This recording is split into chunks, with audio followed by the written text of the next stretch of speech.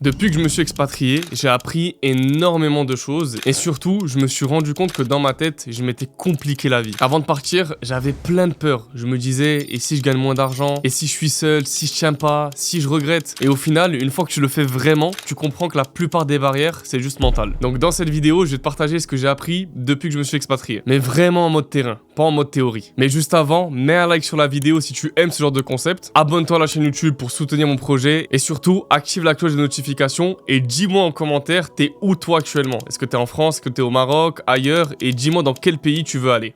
Alors, la première chose qui m'a déstabilisé quand je me suis expatrié, en vérité, on va dire que c'est la différence de culture. Pour ceux qui savent pas, moi je me suis expatrié au Maroc. Et moi-même je suis marocain, mais malgré ça, j'ai senti la différence de culture. Parce qu'en fait, on a grandi en France. Donc ça, il faut s'y préparer mentalement. Ça veut pas dire que c'est un point négatif, ça veut juste dire que c'est différent et qu'il faut se préparer quand même. Faut comprendre que la culture, elle est différente, la langue, elle est aussi différente. Même si tu la parles un petit peu, ben, c'est pas parfait. Et les gens, ils savent que t'es pas d'ici. Donc des fois, pour te faire comprendre, sur certains mots, ben, c'est un petit peu compliqué. Donc faut juste te préparer mentalement sur ça, à apprendre parfaitement la langue du pays dans lequel tu vas. Que ça soit l'anglais, l'arabe, le derija, bref, peu importe. Il faut vraiment que tu te prépares. C'est pas juste je viens et c'est bon. Non. Et c'est pas que la langue, c'est aussi les codes, la manière de vivre, le mode de consommation, etc. Donc au final, ça m'a pas choqué ou cassé dans mon expatriation, mais c'est juste que c'est différent. Ensuite, un truc qui m'a grandement surpris, c'est le fait qu'il y a une grosse communauté de francophones au Maroc. En fait, il y a beaucoup d'expatriés français ou même belges, etc.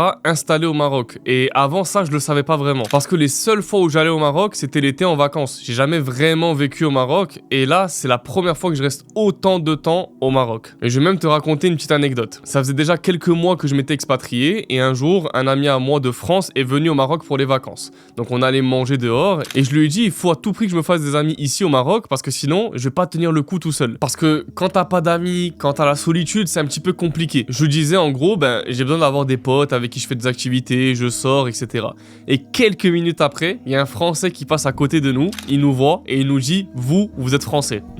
Du coup on le regarde, on lui répond oui. Et le gars il me reconnaît. Il me dit mais toi je te connais, je t'ai déjà vu sur YouTube, je suis dans ton school, etc. Donc le gars il me connaissait déjà et ça fait plaisir. Donc on discute, on sympathise et il m'explique qu'il y a des groupes dans la ville où j'habite. Donc des groupes de personnes qui s'entraident. Il me dit il y a un groupe pour les bons plans. Donc quand quelqu'un veut vendre des habits, du miel, des dates, bref, etc. Quand quelqu'un veut chercher un docteur, un mécanicien, et ben en fait il envoie un message dans ce groupe. Et dans ce groupe c'est pas genre on est 10 ou 20, on est 200 personnes. C'est-à-dire qu'il y a 200 Français à peu près dans la même ville. Ensuite il m'a ajouté dans un autre groupe. En fait c'est pour jouer au paddle. Donc faire des activités pareil. Tu mets une annonce, tu trouves des gens et dans ce groupe il y a du monde aussi, genre 150 personnes. Et après il m'a mis dans un autre groupe pour jouer au foot. Et là aussi, il y a genre 100 personnes. Et en plus de ça, on m'a aussi mis dans un autre groupe d'entraide e-commerce. Dedans, il y a aussi pas mal de monde. Dans ce groupe e-commerce, on s'entraide, etc.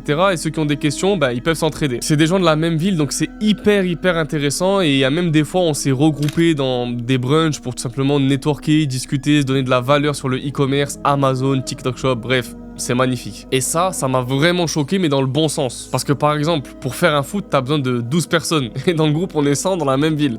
Donc ça m'a grandement surpris et surtout, ça m'a grandement facilité mon expatriation. Parce que j'ai pu créer un contact social avec des gens comme moi. Parce que se faire des amis avec des gens d'une autre culture, d'une culture différente, oui, c'est possible. Tu peux passer du temps avec eux, mais c'est pas forcément la même chose. Alors que là, t'as des gens qui viennent de France comme toi, qui ont vécu la même chose que toi, qui se sont expatriés comme toi. Et du coup, tu fais du sport, tu fais des activités, tu fais du networking et ça franchement ça m'a vraiment fait plaisir et ça m'a facilité mon expatriation. Ensuite un autre point c'est mon rapport avec l'argent. Donc oui mon rapport à l'argent il a changé. Au début on a tous cette crainte de se dire imagine je vais là-bas et je gagne moins d'argent ou encore pire je gagne plus d'argent. Mais un jour je me suis fait la réflexion et je me suis dit mais dans tous les cas que tu sois en France, au Maroc, en Arabie Saoudite, aux Émirats, Dubaï, États-Unis, ce que tu veux, bah, si tu gagnes pas d'argent tu gagneras pas d'argent et c'est tout. Donc oui si tu t'expatries aux Émirats ça va te revenir plus cher, c'est logique. Si tu vas au Maroc, bah, le coût de la vie est moins cher qu'en France par exemple. Et à la limite, c'est un Français, un Européen qui s'expatrie au Maroc, bah, ça peut être similaire selon ton lifestyle. Mais ce que je veux dire par là, c'est simple. Si tu es pauvre au Maroc, bah, tu seras pauvre en France. Et inversement, pareil. Si tu es pauvre en France, qu'est-ce qui fera que tu seras riche au Maroc? Si ce n'est le travail que tu vas fournir, les efforts que tu vas faire chaque jour. Et je me suis rendu compte qu'en fait, t'as pas besoin de tellement d'argent que ça pour vivre dans un autre pays. En France, on se dit ouais, il faut que j'ai 50 000 euros de côté, que je gagne 5 000 euros par mois et là je vais vivre au Maroc ou dans un autre pays. Dites-vous, il y a des frères, ils veulent pas partir, mais ils se disent ouais, si je vais au bled, il me faut une villa ou un appartement acheté.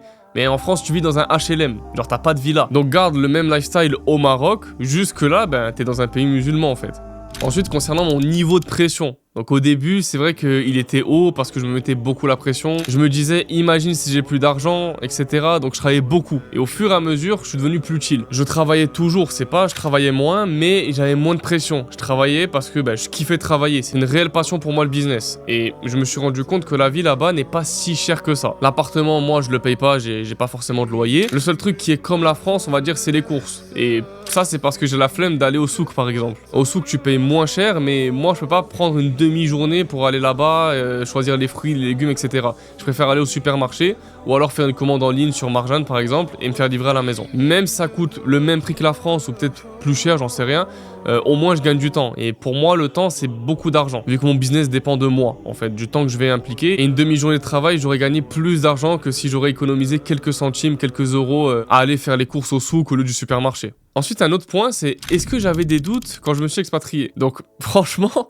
au début, ouais, j'avais des sacrés doutes, je savais pas si j'allais continuer mon business, etc. Je me disais en vrai, bon, si tu gagnes juste 1500 € par mois, c'est bon, t'es bien. Même si ton business, lui, va pas bien, même si t'as des problèmes, 1500 € par mois, c'est bon, même au Maroc, ben, t'es bien, quoi. Et en vrai, 1500 € par mois, tu les fais à l'aise dans le business. C'est même pas un truc de fou. Aujourd'hui, alhamdoulilah, je gagne beaucoup plus que 1500 €. Mais au début, ce scénario-là, il m'a rassuré. Donc là, ça fait depuis le mois de juin que je me suis expatrié. On va arriver en mars, donc ça fait environ 10 mois maintenant. Ensuite, est-ce qu'il y a des choses différentes que je fais sur mon business depuis que je me suis expatrié? Donc en soi, ce que je fais de différent sur mon business, c'est que je procrastine beaucoup moins. Parce que j'ai pas le droit à l'erreur en fait. J'ai plus papa et maman derrière moi, j'ai plus 15 ans, je suis plus à la maison, j'ai pas de loyer, je sais pas quoi. Et si je ne gagne pas d'argent, c'est hors de question pour moi que je rentre en France. Et hors de question que je reste sans rien au Maroc. Donc c'est pas que je me mets une pression, c'est juste que j'ai des responsabilités. Et au final, c'est un mal pour un bien. Parce que je me suis mis dans l'inconfort pour bosser et arrêter de procrastiner.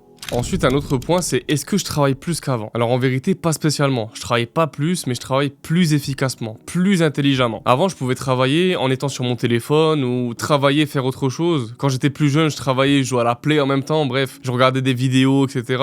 Autant vous dire, j'étais vraiment pas productif. Aujourd'hui, je travaille beaucoup mieux. Je suis plus productif, je suis focus sur mon travail, sur mon business et forcément, je gagne plus d'argent naturellement, c'est normal. Parce que j'ai pas le droit à l'erreur. Je le répète dans cette vidéo, mais c'est vraiment vrai. Et du coup, forcément, la question que je me suis posée après, c'était est-ce que j'ai pris des décisions différentes depuis que je suis parti ou est-ce que j'ai eu des rencontres qui m'ont vraiment fait avancer? Honnêtement, le fait de prendre des décisions plus rapides, pas vraiment. Par contre, ce qui est bien, c'est que j'ai rencontré des entrepreneurs au Maroc et du coup, ces entrepreneurs-là m'ont apporté beaucoup de réponses à des questions que j'avais. Donc oui, l'expatriation, elle m'a apporté du bien. Je prends peut-être pas des décisions plus rapides, mais au moins, je prends des décisions meilleures. Et ça, c'est le plus important pour moi. Ensuite, au niveau de mon quotidien, est-ce que j'ai dû tout changer? Est-ce que j'ai perdu des habitudes? Ou au contraire, est-ce que j'ai gagné quelque chose? Étonnamment, non, j'ai rien changé. Je continue à faire du sport, je vais à la salle, je fais du foot, je fais même des activités en plus que je faisais pas en France. Et on fait même des rencontres entre entrepreneurs au Maroc et du networking. Bref, on se donne des conseils, on s'entraide. Et ça, je le faisais pas forcément en France, j'ai dû le faire 2 fois, je crois. Donc non, ça m'a grandement facilité. C'est même des choses en plus que je n'avais pas en France.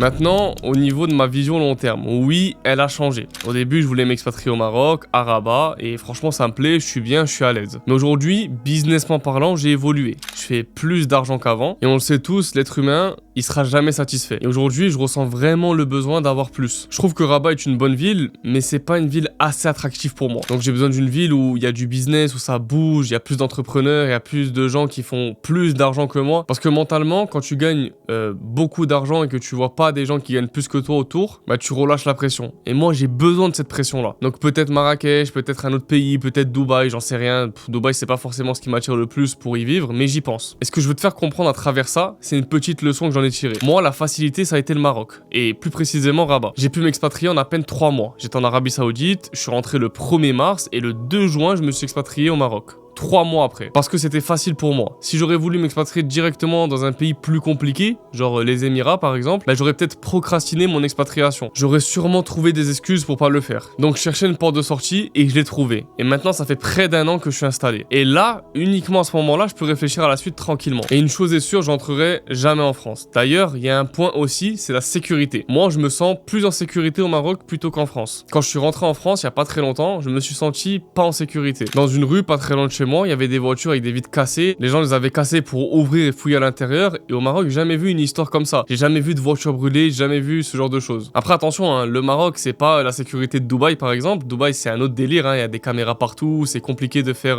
n'importe quoi, en fait. Mais au Maroc, c'est le juste milieu. Je me sens en sécurité. Et du coup, aujourd'hui, je réfléchis comment par rapport à mon expatriation. Est-ce que je me pose encore les questions, ouais, combien je dois gagner, il faut que je travaille, etc. Je me mets la pression. En fait, aujourd'hui, c'est plus le système. Les revenus, franchement, alhamdoulilah, ils sont là, même si on veut toujours augmenter. Mais là, c'est plus, voilà, qu'est-ce qui est le mieux pour mon business, pour mon lifestyle, pour mon environnement. Donc oui, ça impacte les revenus indirectement, mais c'est surtout une logique de système. Et c'est pour ça que je réfléchis peut-être à aller dans d'autres pays. Et niveau mindset, est-ce que ça m'a rendu plus prudent ou pas? Donc ce qu'il faut savoir, c'est que de base, je suis de nature économe. Je suis pas un dépensier, je dépense pas trop d'argent, donc l'expatriation, ça m'a pas rendu plus prudent à ce niveau-là. Par contre, oui, ça m'a rendu plus agressif stratégiquement. J'étais obligé de penser stratégie constamment, j'avais pas le choix. Et honnêtement, si je devais te résumer mon expatriation en une seule phrase, ça serait que depuis que je me suis expatrié, j'ai compris que c'était plus simple que ce que je pensais et surtout plus accessible. Aujourd'hui, nous on est des jeunes, on a accès à énormément de choses. Réellement, on a accès à tout. Téléphone, internet, business, information rapide, chat GPT, des choses que nos parents n'ont jamais eues. Et je pense qu'aujourd'hui, quelqu'un qui veut pas gagner d'argent ou quelqu'un qui veut pas s'expatrier dans un autre pays, en vérité, il a choisi. Parce que concrètement, tout est accessible. Aujourd'hui, tu peux prendre un billet d'avion pour à peine 200 € et voyager dans pratiquement tous les pays du monde. Je vais te donner un exemple simple. Le 5 janvier 2025, j'ai pris un billet pour l'Arabie Saoudite, à une période où j'avais pas beaucoup d'argent en plus. Et j'avais énormément de doutes sur mon business. Dis-toi que j'ai payé mon billet 100 €.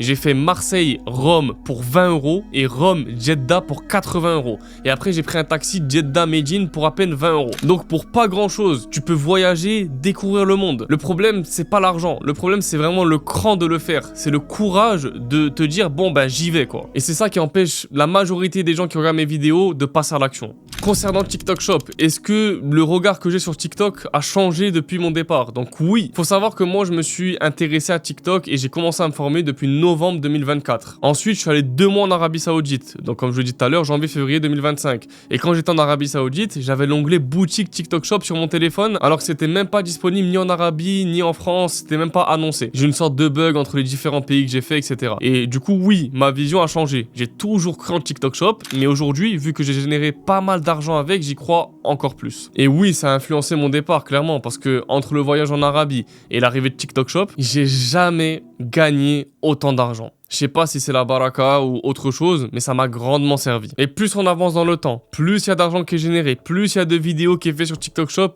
et plus j'y crois. Donc oui, TikTok Shop, je le vois comme un pilier. Concrètement, hein, si TikTok Shop n'était pas arrivé en France, je sais même pas si j'aurais pu m'expatrier. Donc honnêtement, oui, TikTok Shop, c'est un pilier de mon business. C'est même un pilier de ma vie, pour être honnête. Ensuite, un autre point que j'ai compris depuis que je me suis expatrié, c'est que le fait de scaler un business, c'est pas travailler plus. Justement, c'est l'inverse, c'est travailler moins, mais plus intelligemment. La clé, c'est la délégation. Mais pour déléguer, il faut un capital. Et pour avoir un capital, il faut travailler comme un ouf au début. Et aujourd'hui, le business, je le vois comme un jeu. Franchement, je m'éclate, alors qu'avant, je le voyais comme un truc pour survivre, payer mes factures. Aujourd'hui, je le vois vraiment comme un jeu, et ça, c'est vraiment le plus passionnant. Et scaler, c'est simple, hein. Tu peux gagner moins de marge, mais gagner plus d'argent. Si on prend un exemple, je préfère gagner 20% de 100 000 €, ça me fait 20 000 € de bénéfice, plutôt que gagner 50% de 10 000 €, ce qui me fait à peine 5 000 €. Et au début, ça, je le comprenais pas. Mais depuis que je me suis expatrié, j'ai compris ça directement. Je pensais que scaler, ça voulait dire travailler plus. Alors que non, scaler, ça veut juste dire mieux gérer ton argent, savoir où l'investir pour gagner encore plus. On a tous 24 heures dans une journée, donc comment ça se fait qu'il y a des gens qui arrivent à générer 500 000, 1 million d'euros par mois avec le même temps que nous? C'est que c'est possible, c'est juste une question de système et de choix stratégique.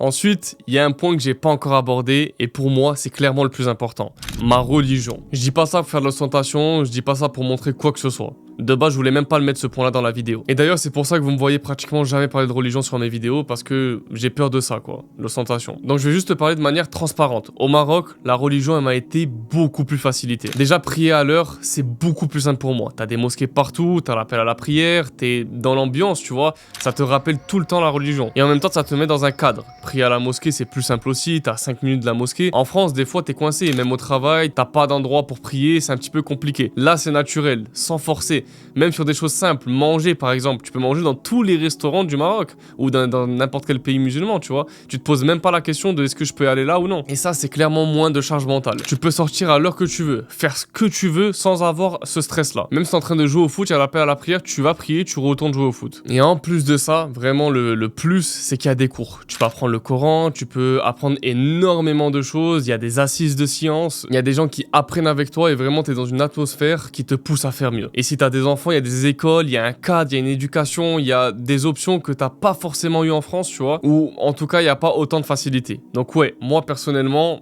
ça a pesé très très lourd sur mon expatriation. Parce qu'au final, on construit pas juste un business pour faire de l'argent, on construit aussi une vie. Et la religion, c'est une grosse partie de notre vie.